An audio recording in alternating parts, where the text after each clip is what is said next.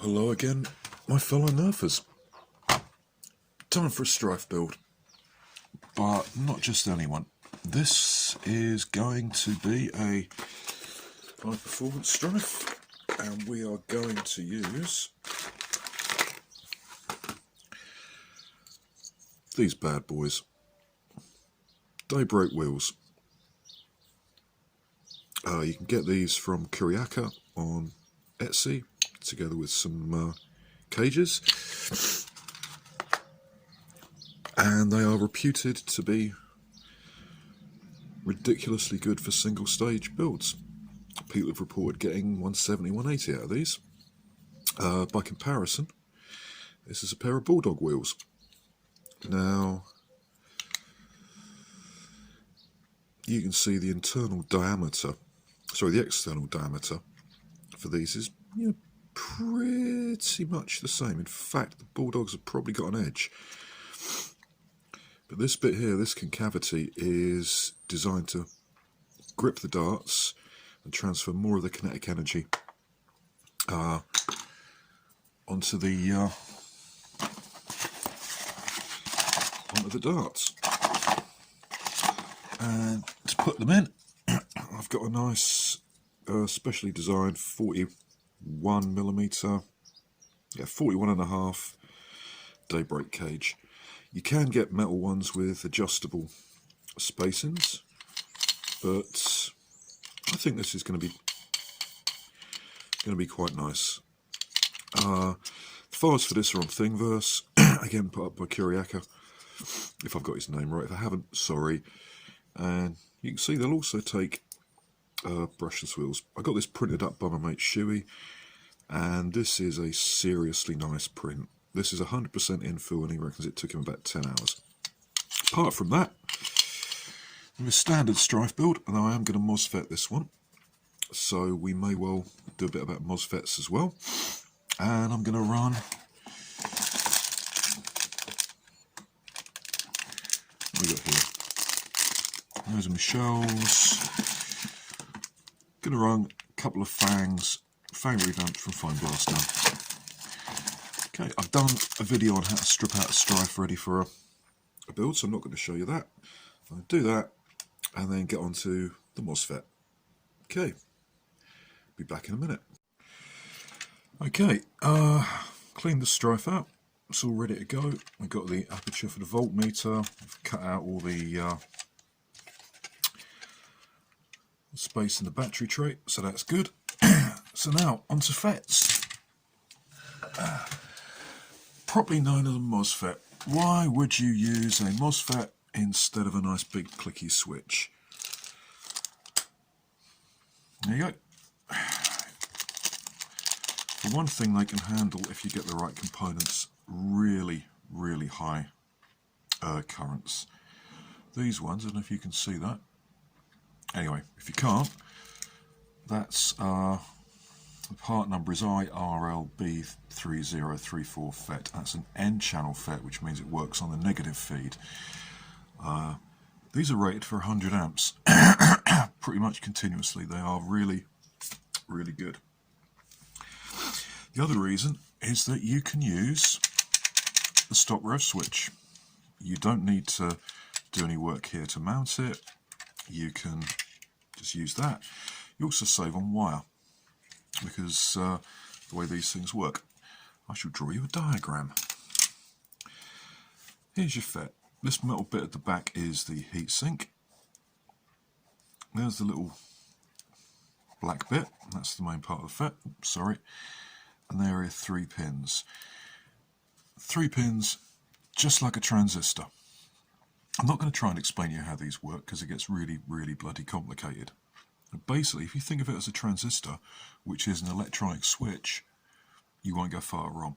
Basically, this is the gate terminal. This is what turns the FET on.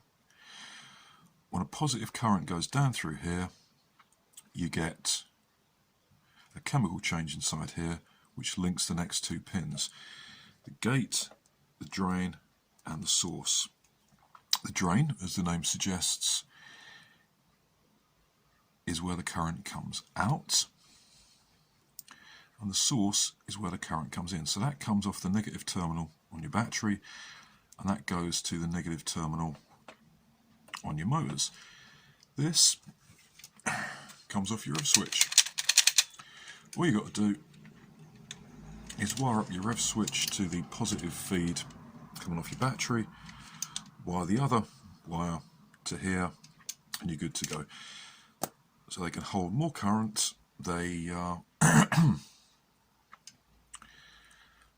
easier to fit. The only downside is it makes the wiring a little more complicated. Good side is you can fit them in places you can't put other switches. I mean, I'm not quite sure where I'm going to put this. I could, for instance, put it up there. That would fit in there. Let's have a look and see if that fits in there. Yep, that fits in there with no trouble at all. So it's highly likely that I'm going to do that.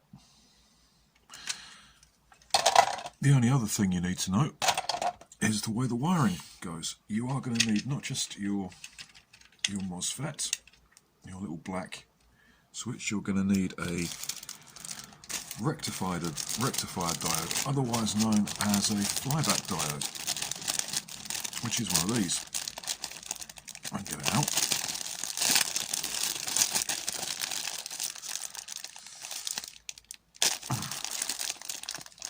There we go. What these do is they act as, I suppose you could call them one-way channels, because there's your positive lead, there's your negative lead. When the motors stop spinning, they act as little mini generators and create back electromagnetic frequency. So there's your motor block. You take your finger off the rev trigger, this thing keeps spinning and can generate back current. You don't want back current going down through this, it won't like it. So what you have to do is put that in between here. So there's your rectifier diode. Simple splice in. What you've got to remember is the silver band goes towards the positive side. Oops, I'm sorry, I need to get a better tripod. If anybody wants to send me one, you need some resistors. I have no idea why, you just do. You know, 10 ohm resistor. These are a little on the big side, but it makes bending them a little easier. Doesn't matter which way round you wire them. And these go between the gate and the source. So your rectifier diode goes up there. There we go. Otherwise, the wiring diagram for a semi-auto blaster is really simple. And it goes like this. There's your batteries, terminals. There's your rev switch. Are you with me so far? That goes directly to your flywheel motors. Like that. Haha! Another lead, and this can be anything, it could be stock wiring that you've reused, goes down to the rev switch. From the rev switch it goes to the gate on the FET. Where's our FET?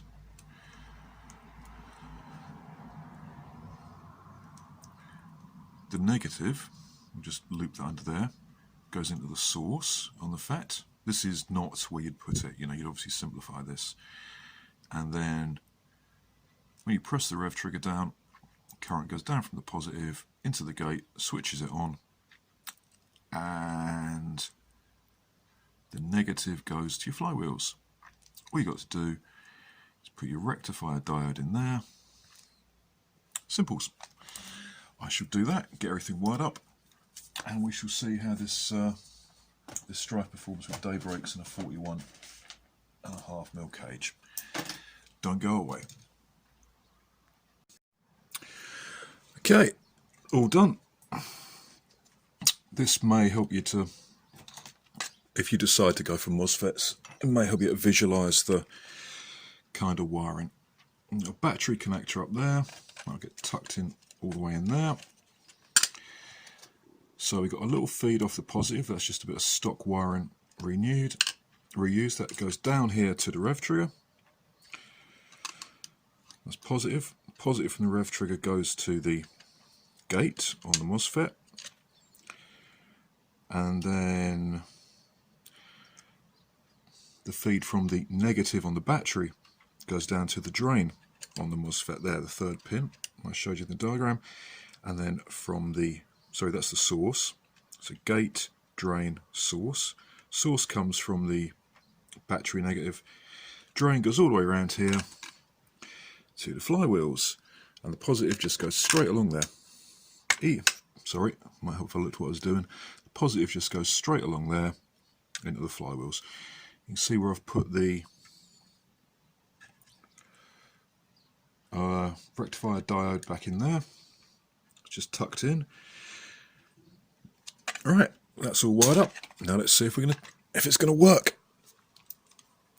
As per usual, I'm testing this with an MH pack because if there's a short somewhere, we do not want a LiPo short. Oh, ready?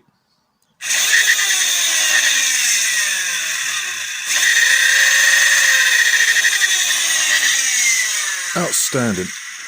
All I've got to do is button it up now and run a few darts through it. One thing I might have to do though is, I don't know. Yeah, I'm going to file a little bit off here just to make sure it doesn't interfere with the bottom of the flywheels. I'll get that all that buttoned up and run this through the chrono. Okay, time for a firing test. Because I'm going to test with a MH pack, I've got to hold it. It's going to be difficult to get the darts going accurately through a decent chronograph, so I'm going to use the chrono barrel. As that tends to shoot a bit high, we're going to knock maybe 5-6 FPS off. As my stock of AccuFakes is getting a little worn, I'm going to use the Elite darts that came with the stryfe. And we shall see what we get. Let's see if I can get this in front of the camera. There we go.